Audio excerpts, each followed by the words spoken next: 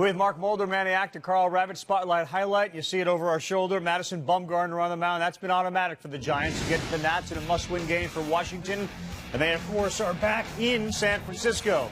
Bumgarner early, 0-0 in the first.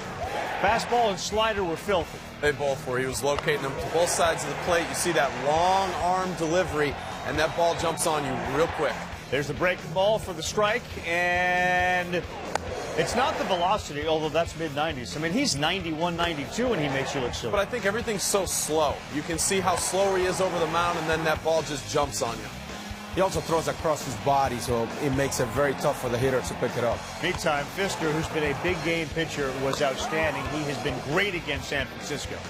He moves the ball to both sides of the plate, and then he has some tilt on his breaking pitches. He makes it really hard on the hitters. Saw the shadows starting to appear. There they are again. 77 mile an hour, though. And with nobody out, leadoff man on for the Nats. That's a good start to any inning. And we saw Bryce Harper hit a home run. As long as we've seen this season, he gets walked here. And how about a two-strike bunt? Wow, was that risky? And then riskier was trying to make that play at third base. He took 2 looks at 2 strikes, didn't bunt, and then he decided with 2 strikes to actually attempt to bunt. That's bizarre. Very bizarre. You don't want to try that, especially with a power hitter who hasn't bunted since 2011. And here we are. Sandoval gets hurt in the play. Bumgarner probably shouldn't have thrown it. No, he shouldn't have. You got to go to first. Posey was yelling 3-3-3. So he turns and throws and did not make a good throw. Sandoval's ankle got tweaked there. It was slid into. He would stay in the game. And then it is the grounder that gets through. So a 2-0 game, really on an error, becomes 3-0.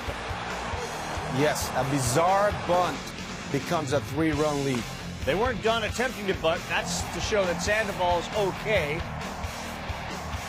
And one man finally down in the 7th inning, which was Bumgarner's undoing.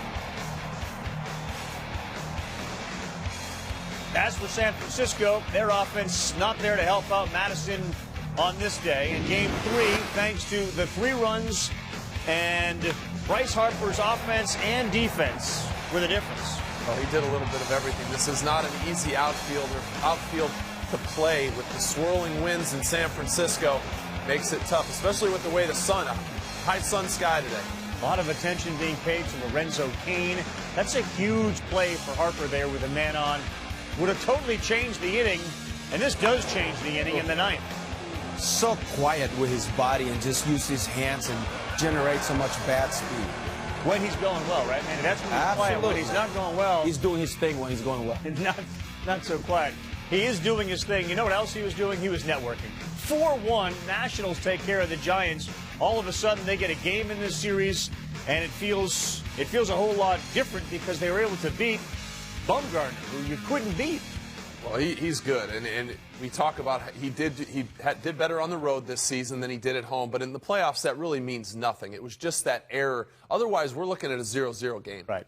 All right, let's quickly move ahead now. All right, Game 4. You got Vogelsong on the mound and Gio Gonzalez. Yeah, the Nationals have a chance to get back to D.C. now because their trouble was go through this big lefty. They got through him now, and they got Gio, who has thrown the ball really well the last 4-6 starts for the Nationals. It is a series 2-1, and of course you'll be able to hear Game 4 Tuesday on ESPN Radio. With Manny Acta and Mark Mulder, I'm Carl Ravitch.